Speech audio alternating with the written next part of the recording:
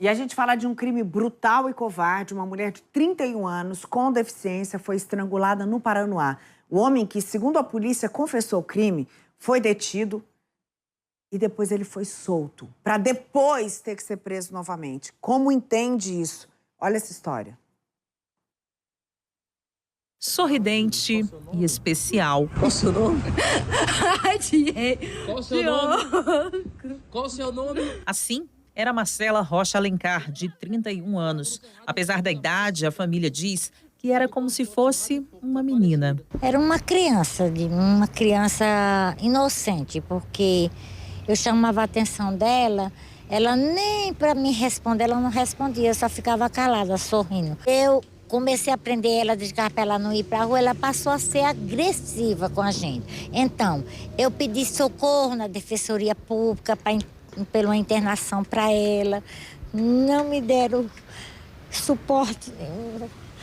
Assistente social, o CAPES aqui do Paranoá, o doutor João, psiquiatra dela, não. Eu falava, eles achavam que aquilo era invenção minha, sabe? Eu estava até, assim, um pouco envergonhada de lá, porque falei, gente, aqui é a doente, não é Marcela? Eu acho que ele que está pensando que eu que sou a doente, estou inventando coisa. Mas o que eu queria, proteger ela, eu queria tentar salvar ela de qualquer maneira, mas foi impossível a minha luta, foram 2 anos de luta e agora ela não está mais aqui. O cuidado da família não foi suficiente. Marcela teve uma morte trágica e se tornou o 7º caso de feminicídio no Distrito Federal. Na terça-feira, ela não retornou para casa. Minha mãe ligou e falou, a Cleonice, que é a avó dela, falou que ela já havia saído de lá.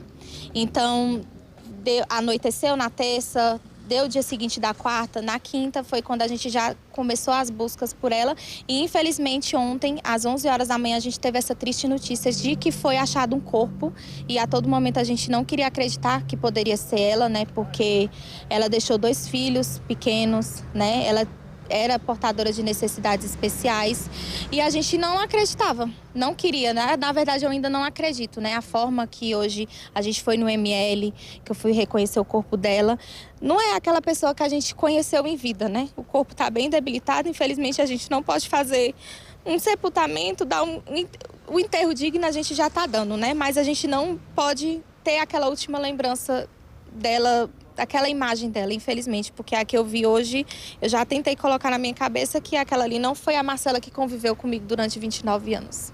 Foi entre esses pinheiros que o corpo foi encontrado. Marcela estava enrolada em um cobertor com sinais de estrangulamento. A polícia fez diligências e encontrou o suspeito horas depois, um homem de 39 anos em situação de rua. Na delegacia, ele chegou a confessar o crime, mas não permaneceu preso. Isso porque o pedido de prisão temporária do suspeito, Renato Carlos de Souza Pereira, havia sido negado pela juíza do plantão na última sexta-feira, o que deixou a família indignada. Os policiais assim fizeram um excelente trabalho, né? Eles correram atrás desde o último até o último minuto que eu estive presente aqui nessa delegacia ontem, eles fizeram o papel deles, né?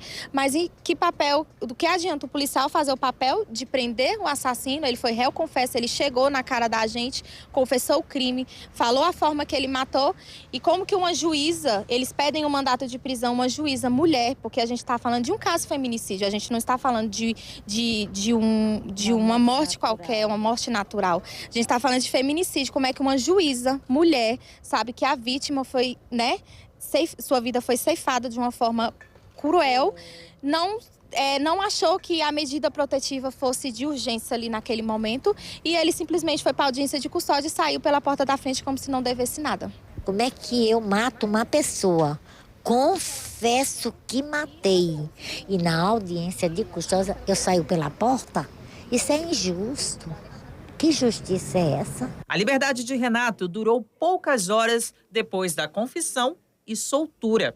Na noite de sábado, o homem foi preso novamente. Ele disse que não era namorado de Marcela, mas teriam ido juntos à região dos Pinheiros. Lá, acabaram discutindo e ele a estrangulou. Esta advogada explica que as leis contra feminicídio estão cada vez mais rígidas. Foram estabelecidas as causas de aumento de pena para o crime de feminicídio, ou seja, são aquelas circunstâncias que, se presentes no momento dos fatos, aumentarão a pena de 1/3 até a metade. Em qualquer dessas situações, incidirá a causa de aumento de pena, e a pena prevista para o crime de feminicídio, que é de 20 a 40 anos de reclusão, poderá incidir, aumentar de 1/3 até a metade. Marcela deixou 2 crianças, uma de 6 e uma de 10 anos. Eu vou lutar por justiça. A morte dela não pode ser. Ela não é um animal. Ela tem família. Ela tinha casa. Ela tem alguém aqui que se importava com ela, que amava ela, entendeu? Ficou os 2 filhos sem mãe. Entendeu? E esperar em Deus, porque pela justiça da terra eu vou esperar o quê? Depoimento muito forte, ainda mais depois dessa situação, né? Ah, tá preso agora. Mas o cara foi solto na audiência. Como que alguém solta um homem tão cruel como esse cara, né? E lembrando que todas as mulheres vítimas de feminicídio aqui no DF são mães, né? Então deixam filhos. Os crimes aconteceram quase todos no final de semana.